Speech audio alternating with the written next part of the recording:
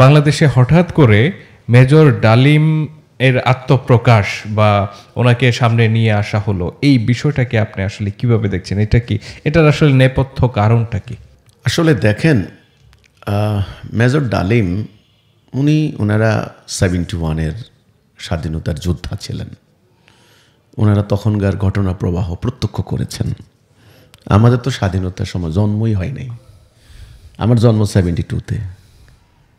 আমরা স্কুল কলেজে ইতিহাসগুলি পড়ে পড়ে আমরা বড় হয়েছি।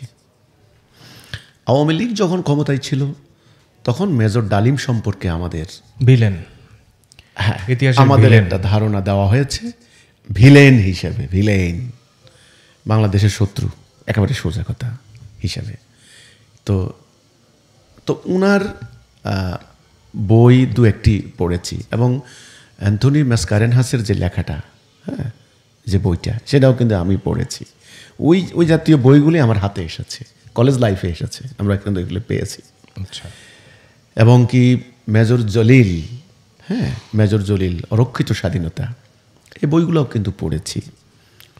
তো 71-এর ঘটনা প্রবাহ, রাজনৈতিক প্রেক্ষাপট, এখানে ভারতের ভূমিকা, পাকিস্তানের ষড়যন্ত্র, ভারতের ষড়যন্ত্র, কতখানি কে আন্তর্জাতিক ষড়যন্ত্র, এগুলি মেজর ডালিমরা ওনারা প্রত্যক্ষ করেছেন, ওনাদের সামনে এগুলি হয়েছে। হ্যাঁ, বঙ্গবন্ধু শেখ মুজিবুর রহমান সাহেবের ভূমিকা, সেগুলি সামনে এসেছেন। এখন ওনারা যে ব্যাখ্যাগুলি দিচ্ছেন, ওই যে আমি শুরুর থেকে একটা কথা বললাম, সেটা হলো আমরা তো একটা গোলক ধাঁধার মধ্য দিয়ে বড় হয়েছি। আমরা তো এই জেনারেশন, 71 তো আমাদের জন্মই হয় নাই। আমি একটা বইতে পেলাম স্বাধীনতার পর দেখা যাচ্ছে ইন্ডিয়া বাংলাদেশের সমস্ত, ইন্ডিয়ার সেনাবাহিনী সমস্ত কিছু সীমান্ত দিয়ে সব নিয়ে গেছে, আমাদের দেশের যত কিছু আছে সম্পদ। এটা কিন্তু আমরা ব্যাপক শুনেছি, দেদারসে শুনেছি, এবং আমি বিশ্বাসও করেছি যে ইন্ডিয়া আমাদের স্বাধীনতাকে হাইজ্যাক করেছে, এটা আমরা শুনেছি। এবং আমার মনে একটা খোঁচা প্রশ্ন ছিল কলেজ লাইফে যখন পড়তাম, যে আমাদের সেনাপতি হলেন জেনারেল এমএজি উসমানী, আতাউল গনি উসমানী, সিলেট। উনি ব্রিটিশ আমলেও কিন্তু অফিসার ছিলেন। যাই হোক, যিনি এমন একটা অফিসার বাংলাদেশের, যিনি ব্রিটিশ আমলেও অফিসার, পাকিস্তান আমলেও এবং বাংলাদেশ আমলেও উনি। তো ওনার কাছে সারেন্ডার না করে ভারতের এই আপনার হলো এই শিখ ভদ্রলোক, যার লেফটেন্যান্ট জেনারেল অরোরা, ওনার কাছে কেন সারেন্ডার করলো পাকিস্তান আর্মি? হ্যাঁ, পাকিস্তান আর্মি করলো। তো সেটার একটা আমাদের কাছে একটা খোঁচা আছে মনের ভিতরে। তো সেটার একটা ব্যাখ্যা আমরা শুনছি যে আসলে প্রকৃতপক্ষে যুদ্ধটা হয়েছে ভারত পাকিস্তানের মধ্যে। 71-এর যুদ্ধটা মূলত ভারত পাকিস্তানের মধ্যে। আমরা বলির পাঠা হয়ে গেছি, ব্যাপারটা এরকমের একটা ব্যাখ্যা আমরা পেয়েছি। এটা কিন্তু বেসরকারি ব্যাখ্যা আর কি, রাজনৈতিক দলগুলি যে ব্যাখ্যাগুলি দিত পাইছি। ইন্দিরা গান্ধী সারা দুনিয়া চষে বেরিয়েছেন পাকিস্তানের বিরুদ্ধে, পাকিস্তানকে ভাঙার জন্য। কারণ এক পাকিস্তান থাকলে এখানে ইন্ডিয়ার জন্য একটা থ্রেট। ইন্ডিয়ার ইস্টার্ন যে প্রভিন্সগুলা, এই যে তাদের 7 সিস্টার্স, যেটা 7 কন্যা বলা হয়, এগুলো একটা থ্রেটের মধ্যে ছিল। আর পাকিস্তান তো এই গণ্ডগোলের সূত্রপাত তো ব্রিটিশরা করে দিয়ে গেছে, নাহলে তো হওয়ার কথা ছিল না। আরও বেশি আমাদের কাছে সন্দেহ হয়েছে কখনো যে কলকাতায় বসে লেফটেন্যান্ট জেনারেল জ্যাকব, একজন ইয়াহুদি ভদ্রলোক, সেনাবাহিনীর অফিসার, ইয়াহুদি, উনি পুরো মাস্টার মাইন্ড, স্বাধীনতার এখানে কি হবে না হবে পুরো মাস্টার মাইন্ড। তাহলে একজন ইয়াহুদি সামরিক অফিসার কলকাতায় বসে বাংলাদেশের স্বাধীনতার মানচিত্র অঙ্কন করলেন। তো এই বিষয়গুলি আমরা বিভিন্নভাবে আমরা স্কুল লাইফ থেকে এক ধরনের একটা ন্যারেটিভ, এক ধরনের একটা ব্যাখ্যা আমরা পেয়েছি। এটা আবার আওয়ামী লীগ যখন পাওয়ারে আসলেন তখন আরেক ধরনের ন্যারেটিভ আমাদেরকে দেওয়া হয়েছে।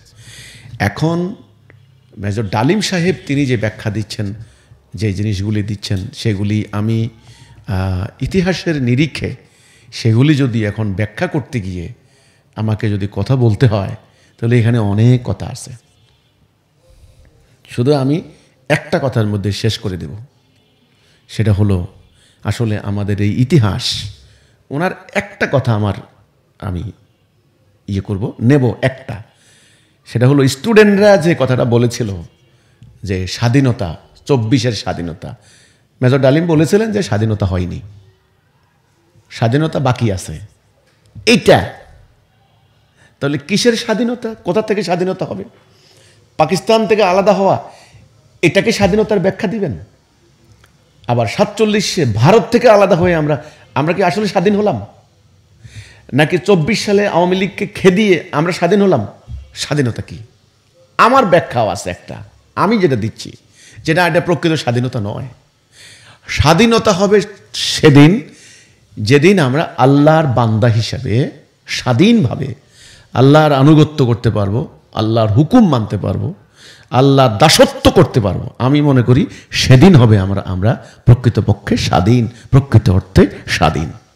কিন্তু 71-এ যে ঘটনাটা ঘটেছে, এখন আপনি যদি বলেন যে ইসলামের ইতিহাস থেকে আপনি বলেন যে হযরত আলী আর হযরত আমির মুয়াবিয়া, এই দুইজনের এই লড়াই আপনি কোন পক্ষকে সমর্থন করেন? আমির মুয়াবিয়া রাদিয়াল্লাহু আনহুম, রাসূলের সাহাবী। আর হযরত আলী ওনার সাহাবী নয় কেবল, ওনার খলিফা এবং ওনার মেয়ের জামাই। এই দুইজনের সঙ্গে যুদ্ধে হাজার হাজার, কেউ বলে 10,000 সাহাবী শহীদ হয়েছেন, সিফিনের যুদ্ধে মারা গিয়েছেন। আমি বলবো এটা দুঃখজনক, এটা বেদনাদায়ক, এটা কষ্টদায়ক, হওয়ার কথা নয়। পাকিস্তান যদি মুসলমান হয়, আমরা যদি মুসলমান হই, তাহলে দুই ভাই কি করে মারামারি করলাম, আমার নারী তাদের দ্বারা ধর্ষিত হয় কি করে, কেমনে হয়, আমার বুদ্ধিজীবী তাদের দ্বারা হত্যা হয় কি করে? হতে পারে না, ইম্পসিবল। দুই ভাইয়ে মারামারি করে, খুনাখুনি করে আমার এই পুরো পাকিস্তান তথা বাংলাদেশের ব্রিজ, কালভার্ট, স্থাপনা, ইন্ডাস্ট্রি, কল কারখানা বোমা মেরে সব ধ্বংস হয়ে গেল। কিছু মুক্তিযুদ্ধরা, কিছু তারা করছে, মানে যুদ্ধের কলা কৌশল। যাই হোক, যুদ্ধক্ষেত্র যেখানে হবে সেখানে তো হবেই এগুলা। তাহলে বলে কোলাটেরাল ড্যামেজ, আনুষঙ্গিক ক্ষয়ক্ষতি, তো হবেই। তাহলে এই যদি ভাই হয়, তাহলে আমরা মারামারি করলাম কেন? এটা বেদনাদায়ক, এটা বেদনাদায়ক। আমরা ঐক্যবদ্ধ হইলাম, থাকলাম না কেন? 2 নাম্বার, এরপরে স্বাধীনতার পর আমাদের যে ঘটনাগুলি ঘটলো, আমাদের রাষ্ট্রপ্রধান কয়টা গেল, নির্মম নিষ্ঠুরভাবে হত্যা করা হলো। আপনি যদি বলেন হযরত ওমরকে হত্যা করা হয়েছে, আপনি কিভাবে নেবেন এটা? নো, এটা বেদনাদায়ক হওয়ার কথা না। হযরত আলীকে হত্যা করা হয়েছে, হযরত ওসমান রাদিয়াল্লাহু আনহুকে হত্যা করা হয়েছে, কোরআন শরীফ পাঠ করতেছেন, ওই অবস্থা ওনাকে হত্যা করেছে ফতোয়া দিয়া। তাহলে এটাকে আপনি কিভাবে নেবেন? আমি বলবো যে নো, এটাকে আমি নেব না। এটা দগদগে ক্ষত আমার হৃদয়ে, আমার খলিফার এরকম হওয়ার কথা না। কিন্তু বাংলাদেশ যদি আপনি মেজর ডালিমের প্রসঙ্গ আসতেছেন, কি কারণে, কি পরিপ্রেক্ষিতে, কি কারণে এই পুরো মানে বঙ্গবন্ধুর পুরো পরিবার শেষ হয়ে গেল, ছোট্ট বাচ্চাটা পর্যন্ত কিল্ড, একটা ভয়ঙ্কর খবর, এটা কোনো সাপোর্ট দেওয়া যায় না। ঠিক একই ঘটনাগুলো মেজর জিয়াউর রহমান সাহেব, উনি চট্টগ্রাম সার্কিট হাউসে গেলেন, উনি তো দেশের কল্যাণেই কাজ করা শুরু করলেন, ওনাকে কি নিষ্ঠুরভাবে হত্যা করা হলো? শরীরের চিহ্ন খুঁজে পাওয়া গেল না, শরীরের চিহ্ন পর্যন্ত ওনা খুঁজে পাওয়া মুশকিল। তাহলে এই যে আমাদের সেনাপতি কয়টা গেল, প্রেসিডেন্ট কয়টা গেল, একে একে হত্যা করা হলো। আচ্ছা, এরপরে কি হলো? আমাদের সেনাপ্রধান পরবর্তী যারা হন তারা বিদেশে পালিয়ে যান, বাংলাদেশে থাকতে পারেন না। আচ্ছা, প্রধান বিচারপতি যারা থাকেন তারা বিদেশে পালিয়ে যান, বাংলাদেশে থাকতে পারেন না, থাকলে ওদের ফাঁসি হয়ে যায়। এই যে এখন যেটা হচ্ছে, প্রধান গোয়েন্দা কর্মকর্তা জেলে, তাদের বিরুদ্ধে মানবতা বিরোধী অভিযোগ, মন্ত্রীরা, বড় বড় সামরিক, পুলিশের আইজি সাহেব, মানে সবাই মিলে এগুলো কি? তো কাজী ভাই, আমি আপনার মেজর ডালিম সাহেবের কথা বলছেন, আপনি কিভাবে নিচ্ছেন? ওনারা রাজনৈতিক দৃষ্টিভঙ্গি থেকে তখনকার পরিস্থিতিতে ওনারা সেই কথাগুলি বলেছেন। স্বাধীনতার যে আশা আকাঙ্ক্ষা ছিল ওনাদের দৃষ্টিতে সেগুলি লঙ্ঘিত হয়েছে।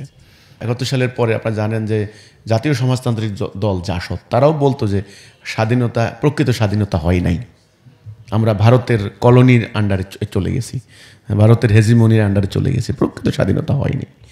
তো এই ব্যাখ্যা বামদের মধ্যেও আছে, অনেক বাম সংগঠনগুলির মধ্যেও আছে।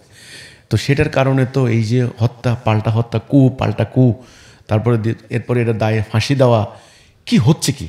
71-এর ঘটনার উপরে নির্ভর করে কিন্তু জামাতের প্রথম সারির সবগুলো নেতাকে ফাঁসি দিয়ে দেওয়া হলো। তাইলে ঘটনাটা খেয়াল করেন। তাইলে আমি কিন্তু টোটাল কথা বলছি, আমার জাতিকে আমি যদি মুসলমান ভাই ভাই হিসাবে মনে করি, এরা সবাই আমার ভাই, আমরা এক পরিবার। আচ্ছা, বুঝলাম পাকিস্তান খারাপ, পাকিস্তানকে তাড়াই দিলাম। আচ্ছা, 47-এর আগে বুঝলাম হিন্দুরা একেবারে তারা খারাপ খারাপ খারাপ, আমরা হিন্দুদের সাথে থাকবো না, আমরা মুসলমানরা আলাদা হয়ে গেলাম। তা আমরা তো মারামারি করলাম, আচ্ছা ওকে, একেবারে পশ্চিম পাকিস্তান ওরা খারাপ খারাপ খারাপ, ওয়েস্ট পাকিস্তান আমরা ভালা। তা আমরা কি করলাম এবার? আমরা আমাদের প্রেসিডেন্টগুলোর মারলাম, আমরা আমাদের সেনাপতিগুলোর মারলাম, আমরা আমাদের রাজনৈতিক নেতৃবৃন্দকে ফাঁসি দিলাম, পিটাইয়া আরেক দলকে দেশ থেকে ছাড়া করলাম। এটা কি হচ্ছে আসলে ভাই? এখন দেখবেন কিছু কিছু বক্তব্য ডালিম সাহেব বলছেন, ওনার কথাকে ওই যে আমি তো বললাম যে আমরা তো একটা ন্যারেটিভ শুনে শুনে বড় হয়েছি। এখন ওনার কথা যখন আমরা শোনা শুরু করেছি, এখন আবার আমরা পাল্টা আবার ভাবনার সাগরে ডুব দিচ্ছি। তো এই কনফিউশনের মধ্য দিয়ে আমাদেরকে যেতে হবে। কাজেই আমার স্পষ্ট বক্তব্য যে এখানে আমি কারো পক্ষ বিপক্ষে কথা না বলে আমি একটা কথাই বলতে চাইব যে এবার বন্ধ হওয়া দরকার। আমরা আল্লাহর দিকে প্রত্যাবর্তন করি। আমার কথা একটা যে আমরা আল্লাহর হুকুমের আনুগত্য করি। লা ইলাহা ইল্লাল্লাহ, আমাদের প্রভু রব হবেন আল্লাহ। আমাদের রব ইন্ডিয়াও না, প্রভু ইন্ডিয়াও না, আমেরিকাও না ভাই, আমাদের প্রভু আল্লাহ। আমরা আনুগত্য করবো আল্লাহর, আমরা অন্য কারো আনুগত্য করব না। আমাদের সংবিধান আল্লাহর বিধান, আমাদের কোর্ট কাছারি চলবে আল্লাহর বিধান মোতাবেক। কোনো ব্যাপারে আমাদের কনফিউশন থাকবে না। আল্লাহ না করে আমাদের রাষ্ট্রপ্রধান জাতির খলিফা হবেন, ইমাম হবেন, উনি পালাবেন কেন? ওনাকে ফাঁসি দেওয়া হবে কেন? আমাদের নেতৃবৃন্দ, দেশের সম্পদ, ওনাদের মেধা যোগ্যতা জাতির কল্যাণে কাজে লাগাবে, ফাঁসির দড়িতে ঝুলতে হবে কেন? এইটা হলো আমার বক্তব্য। সেটা হচ্ছে এই পুরো জাতিটাকে আমরা একটা জাতিসত্তায় রূপান্তরিত করতে চাই।